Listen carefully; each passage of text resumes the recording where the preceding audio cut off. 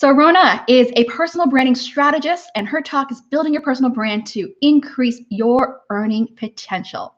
She's the founder at How to Level Up. She helps overlooked professionals capture the attention of employers and secure interviews with ease by helping them find their voice and establish an undeniable personal brand.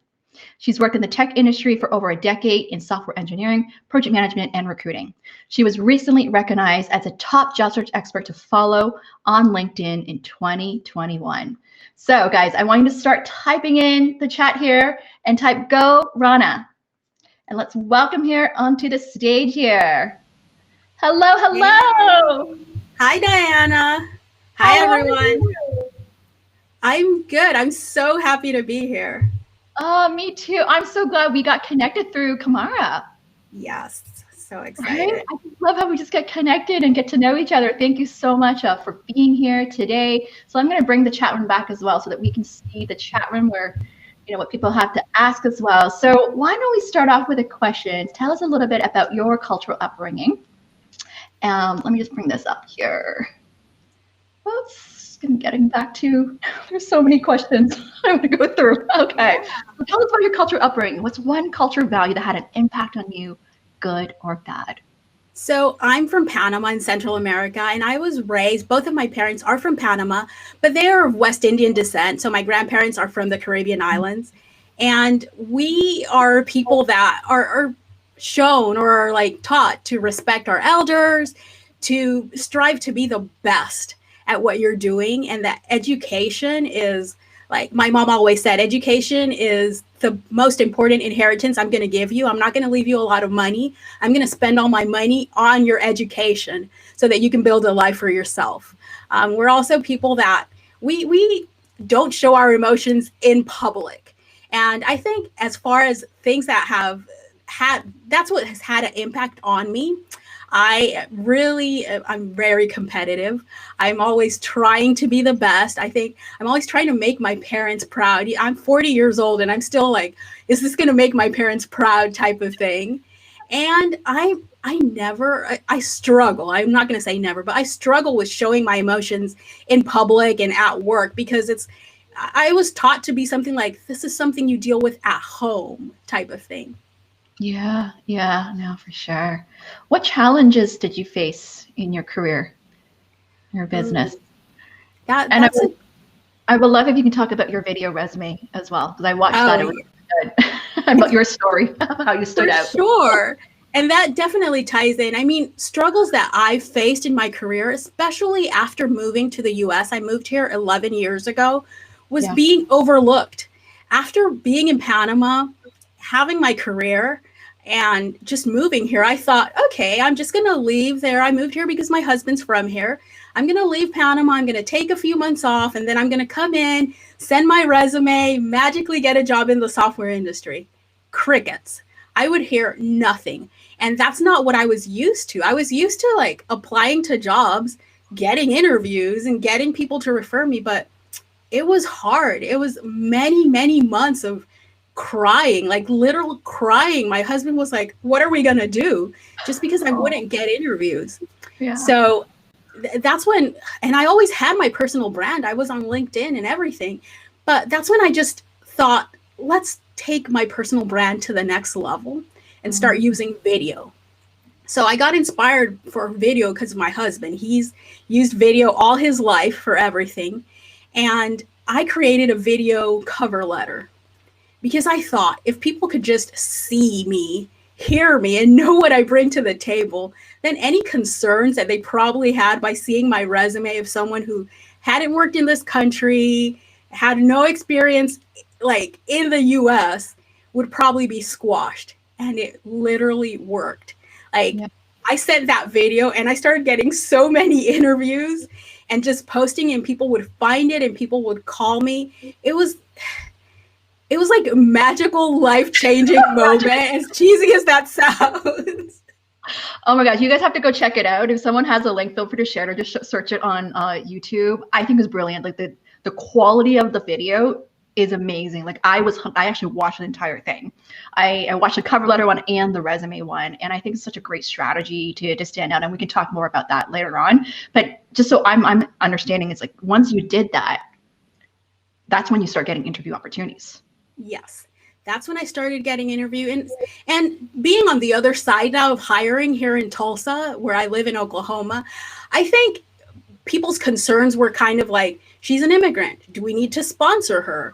Does she speak English? All of these things, like, who is this girl? She graduated from some college we've never heard of. So getting to hear me and see me and like me explain what I would write, my first cover letter, I literally read written cover letters that I would write. That was my script. I've now the cover letter that's out there now, I've learned a lot what not to do and what to do. But literally, I was just explaining what you would usually explain in a cover letter in a video. And people just, man, and that interviewing after someone sees your video cover letter is a totally different experience, because they actually feel like they know you. Yeah. So they treat you, it's so different. At first I was like, ooh, wow, this is weird. This is interesting for an interview. I love it. I love it. So why do you do what you do? What are you most proud of in your career? I'm the most proud of the fact that people have trusted me. Companies and individuals have trusted me to help them with their career. Companies have trusted me to build teams for them. And my coaching clients trust me to help them with their job search and with their personal brand.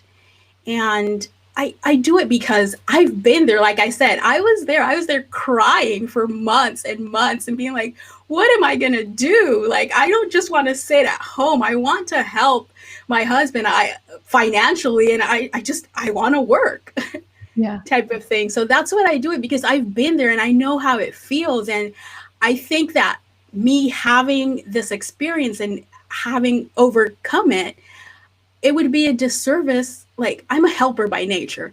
So it'd be a disservice to not help other people who are in similar situations get the visibility, and just you feel so much more comfortable at work. Yeah. That's amazing. Just really, helping others, making an impact.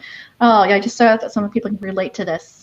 And I'm curious to hear from audience. I mean, you can relate to this, like being new to a country where you feel like you were just overlooked, right? Because, they think, I hear this a lot because I'm in Canada. I sometimes work with people who are new to Canada, like they lack Canadian experience, right? And they don't get the interviews, and they come from very successful backgrounds there. So we'd love to hear from you guys about that. So let's move into your topic of how can people of color build a personal brand to advance their career and earning potential? I think the most important thing is knowing who you are. I'm very big proponent of your personal brand being a reflection of you. So figuring out who you are and what you want to be known for, and understanding and being okay with the fact that that can and will most likely change. You're not locked in to what you decide you want to be known for. But be yourself also. Don't try to be what you think employers or potential clients want you to be. It doesn't work. Like, you might get an interview, you might get a job by being a fake version of you out there, but how long can you really keep that up? I heard some really terrible advice the other day for Black women, especially, of, oh, if your name is of this certain type, change and use a more Americanized name or something like that. No way. I always say, be exactly who you are. And I mean, I'm not saying I'm not going to show up online on a video or in an interview and be like, yo, people, or something like that. Like, I would do that at work. I'm not going to lie, but I'm not going to do that necessarily. That's not always me, but I am Rhona in every video that you see, every interview that I go to, every blog post out there. It's who I am. I also think just having your personal brand really and giving evidence to employers out there of what you bring to the table really gives you an up as far as when it comes to negotiating salaries, because now people have evidence of what you can do, and that it's like a psychological thing, increases your value in their head. And also they get this kind of FOMO thing because they are aware that they're not the only people seeing you and Yes. interviewing you. So that has really helped both me and my clients, like having a personal brand. Yeah, it's essentially elevating your credibility, right? That's what it really is. Yes. And let's talk more about that in terms of how to establish that online presence and credibility to showcase your value. And I think specifically I'm talking about like LinkedIn, and how can people can really leverage that to its full potential for job searching. Yeah, so I always tell people to start small. Choose one activity, whether it's blogging, videos, whatever, tweeting, just choose one activity and do it consistently. And now consistently doesn't mean every day. It could be once a month, it could be once a week. Just do what feels comfortable for you. But I think the most important thing about putting yourself out there and establishing your online presence is it shouldn't be all about you. And it's like people get it confused with personal brand. It's like me, me, me. No, it's about showing how you can help others, and the value that you bring. And everyone says, oh, only post about value, value, value. I always say, don't approach your brand, especially at the beginning, by asking people, click on this, comment on this, do this. No, start by giving. So I comment on posts, I share other people's posts. That increases your visibility. People like when you help them, and that helps them help you in the long run more. I agree with that. It's really building the relationships. That's what it really is. It's nurturing the relationships. It doesn't have to be anything formal. It's really, I find it right now, I find it especially this year, I don't know if it's because I've been commenting more, but I've been doing the lives as well, that it's really easy to start a conversation just by, hey, thank you for coming to the show here. And then you just start a conversation with someone. Yeah, it's truly changing because, and I mean, I made that mistake at the beginning. It was only me posting. Oh, why isn't anyone commenting? Yeah. But when you start commenting, when you start helping others and, hey, great post, or sharing someone else's post, things like that. I've met incredible people by just interacting with them online. Like Kamara, I've never seen her in person. I've literally never been to Canada. We met just really connecting. She's a connector as well. She's going to be connecting with all these other speakers. And that's what I love, right? Like we connect with each other. It's so important. So I know we talked a little bit about the video, cover letter, and resume. What are some tips to create one for those who are curious? And I want to give this as a challenge for those who are here. I want to challenge you guys to create a video, resume, and cover letter, and go use Rhona's one as an example. And I'm going to stretch you out of your comfort zone. What are some tips for them, what they can do here? That's a good one. Just don't. I always say, don't start your video with, "Hi, I'm Rhona." Like, no. Start it with, I call it, well, I don't call it, but in the video world, it's called a hook. Hook, yep. Say something to hook people in. Like, I think my current video starts with, what does it say? Hiring great employees isn't always easy, and keeping them around can be even harder. Finding the right or wrong employee can directly affect your business and at the end of the day, your life. And then after I've hooked them in, because I mean, that's someone wanting to hire a recruiter or a talent acquisition consultant, that's their problem. They're having a struggle finding good people. So you hook them in. And then after they're like, ooh, what's this about? Hey, I'm Rhona Pierce, and this is what I've done, and this is how I can help you. That's it. So the hook is the most important. The first 3 to 5 seconds of your video cover letter or video resume are the most important ones. I agree. Oh, I love it. All about the hook. I just learned something yesterday from someone else. I forgot her last name, from Rachel. She talks about the hook, the hook, the look, the book. So the hook is what's going to get peak interest. The book is around the story, and then the look is the brand. Oh, the look is the brand aspect to consider all that, which is what you're talking about as well. Amazing. So I want to dive in to talk about salary negotiation. And I'm going to show some stats here. This is more, I found some stats here in Canada. Racialized women earn an average of 33% less than non-racialized men, earning 67 cents to the dollar. Newcomer women earn an average of 29% less than non-newcomer men there. So I want to ask you the question is, why should one negotiate, and when should they negotiate? What are some strategies for people of color to negotiate for more? I know it's a big one. This is one of my favorite topics, as you know. I think, first of all, don't negotiate an offer until you don't have an offer in hand. And I'm talking about a written offer, not like verbal, like, hey, we want to hire you. That's not when you negotiate. When you have the offer, when you can see the total package that they're offering you, that's when you negotiate.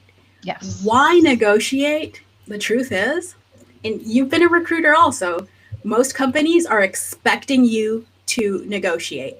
They don't give you their top final number straight off the bat because they know that people negotiate. So when you don't negotiate, you're potentially leaving money and perks and benefits on the table. You're absolutely right. I had a client recently who got an offer. It was so funny. The hiring manager told the friend who referred this candidate to actually negotiate because HR manages the negotiation. Like, actually hinted you should negotiate there because the offer wasn't that great. And I guided her, and she got like $44,000 more after a week of negotiations. I'm like, look how much money you left on the table had you not asked for more. I know. And as a recruiter, there have been so many times when I give an offer and people are like, yes, I'll take it. Mostly women. And I'm like, no, negotiate. But I can't tell them, ask them for more because I'm like supposed to be protecting the company and all of that. But yeah, always negotiate. But don't only think about it as money. That's yes. thing. You can negotiate benefits and stuff. I think the most important part of negotiating is basing it on facts. It's not what you want. It's not what you would like. It's not some hypothetical thing that would make you happier. It's, hey, I did some salary research, and based on my skills, experience, and then I always say, mention something that they've praised about you during the interview process. So if they said, oh, we really like the fact that you've worked with this before, based on my research, on my salary research, based on the fact that I've been working with, use their words, for X amount of years, I would feel more comfortable and more inclined to accept the offer if it were in this range. Yeah. Yeah, amazing. Guys, I'm just gonna do a little plug for you here. Go check out Rhona's TikTok video, the latest one, that you had a script on how to negotiate. I thought it was brilliant. I really love that. So go check it out there. So my last question to you is, what does it mean to you to own your voice, value, and visibility? Ooh, I love that question. To me, it means confidence. Just having my personal brand, owning who I am, my voice, being able to be free and just say what I want to say, just owning that gave me confidence that helped me in so many areas of my life, but especially in my career. It gives me confidence for an interview. I go in confident to interviews. I know that when I'm negotiating a salary, I'm not being ungrateful. I'm not being greedy. I'm literally asking for what value I'm going to provide for this company. Yeah. And visibility, wow.